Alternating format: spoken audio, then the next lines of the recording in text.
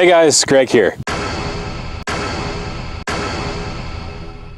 So yeah, the highlight of this week was my trip to the Creation Museum in Kentucky. Wow, crazy stuff. If you're not familiar, the Creation Museum is a museum built by a guy called Ken Ham. He's what's called a young earth creationist, which basically means he's a heavy mix of stupid, delusional, and brainwashed. The museum was built to defend the claim that the Bible, I presume the King James Version of the Bible, is historically accurate. So the universe began in the year 4004 BC, Adam and Eve were real people, there was a global flood, and Noah's Ark saved all the animals, Jesus Christ died for our sins and rose from the dead, all kinds of crazy stuff. Now, I'm not going to go on a religious rant here, but I am going to talk about the experience of going to the museum. I tried to go into it as open-minded as possible. There were parts that made me chuckle, parts that left me baffled, and parts that were genuinely scary. It's easy to walk through a place like that and just laugh at the displays. I mean, dinosaurs living with humans, carnivores eating plants. I mean, I'm an engineer, so I have a pretty good understanding of the scientific method,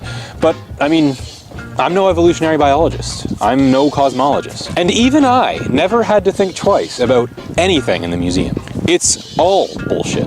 None of the videos, none of the displays, even for a second made me second guess myself and think, oh yeah, why is that? So the museum itself was mostly just a laugh, but the people in the museum, whoa. It's the kind of thing that really I've only experienced on the internet up until now. You know, on YouTube and things like that.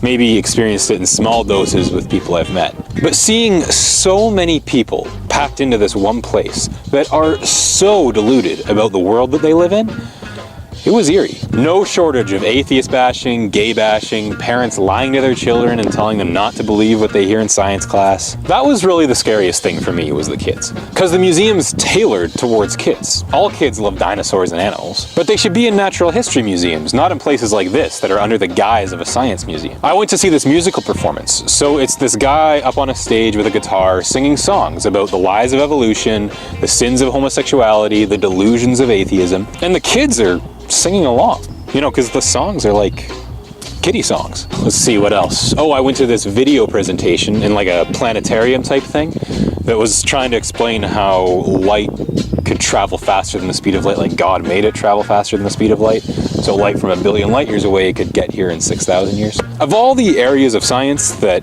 creationism tries to go around and work with, this I kind of understand the most, so that video presentation was quite a laugh.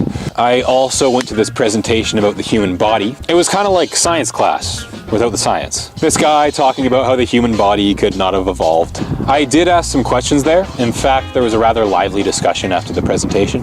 I tried not to get into arguments, obviously there's no changing these people's minds, but it was a rather interesting discussion. Everyone in the room gets really defensive when you question the faith, and none of them really seem to know how science works. So yeah, the Creation Museum, quite interesting. But you shouldn't be allowed to call places like this museums. And you definitely should not be allowed to bring your kids to a place like this. I mean, to pound religious nonsense into people when they're still fucking Santa Claus eligible is some scary shit. Would I recommend the Creation Museum to anyone?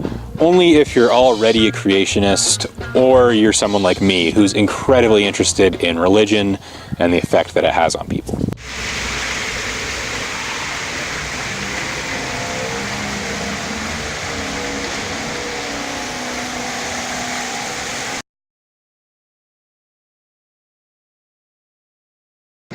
And I can tell you, whatever God says is true.